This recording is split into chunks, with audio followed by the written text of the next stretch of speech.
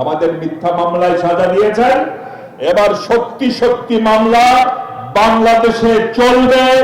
আপনাকে প্রয়োজন হলে গলায় রশি বেঁধে বাংলাদেশে নিয়ে আসবে। যদি না পারি, আমরা আমাদের নেত্রীর সুযোগ্য সৈনিক না, আমরা আমাদের নেতার সুযোগ্য সৈনিক না। বিএনপির যুগ্ম মহাসচিব হাবিবুন নবী খান সোহেল বলেছেন, ইতিহাসের পুনরাবৃত্তি ইতিহাসই ঘটায়। এতদিন মিথ্যা মামলায় সাজা দেয়া হয়েছে, এখন এদেশে সত্যি মামলা হবে। প্রয়োজন হলে শেখ হাসিনাকে গলায় রশি বেঁধে বাংলাদেশে আনা হবে।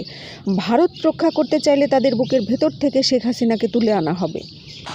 শনিবার বিকেলে জামালপুরের মেলান্দহের একটি বিদ্যালয়ের মাঠে উপজেলা বিএনপির দ্বিবার্ষিক সম্মেলনে প্রধান অতিথির বক্তব্যে এসব কথা বলেন তিনি। এ সময় তিনি দ্রুত সময়ের মধ্যে সংস্কার সম্পন্ন করে নির্বাচন দেওয়ার দাবিও জানান। সম্মেলনে কেন্দ্রীয় বিএনপির সাংগঠনিক সম্পাদক মোহাম্মদ শরীফুল আলম, সহ সাংগঠনিক সম্পাদক ওয়ারেস আলী মামুন, জেলা বিএনপির সভাপতি ফরিদুল কবির তালুকদার শামীম, আবু ওয়াহাব আকন্দ সহ কেন্দ্রীয় জেলা ও উপজেলা বিএনপির নেতৃবৃন্দরা বক্তব্য রাখেন।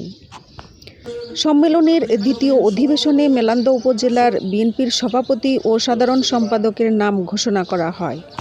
Happy Akter, desk report. ইতিহাস তো কম রচনা করেন, ইতিহাসের পুনরাবৃত্তি ইতিহাসই ঘটায়। আমাদের মিথ্যা মামলায় সাজা দিয়েছেন, এবার সত্যি সত্যি মামলা বাংলাদেশে চলবে। আপনাকে প্রয়োজন হলে গলায় রশি বেঁধে বাংলাদেশে নিয়ে আসবে। যদি না পারি, আমরা আমাদের নেত্রীর সুযোগ্য সৈনিক না, আমরা আমাদের নেতার সুযোগ্য সৈনিক না। দাদারা রক্ষা করবে, দাদাদের বুকের ভিতর থেকে তুলে নিয়ে আসবো। দাদা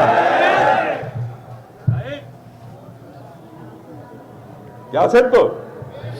আছেন। সময়ের মধ্যে সংস্কার সম্পন্ন করে নির্বাচন দিন। আমাদের কথা আবার অনেকের পছন্দ হচ্ছে না।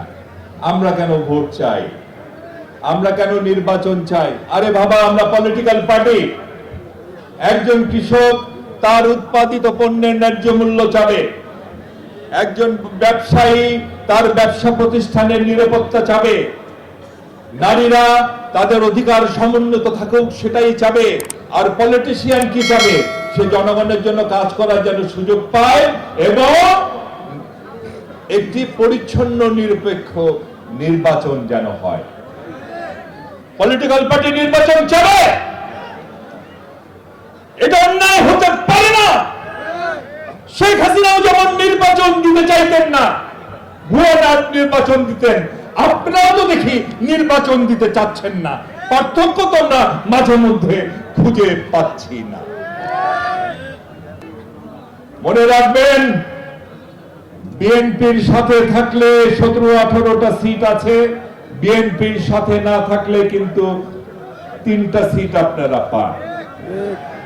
তাও তো তখন আপনাদের বড় বড় নেতা ছিল, জাতীয় নেতা ছিল, এখন তো ওনারাও নাই।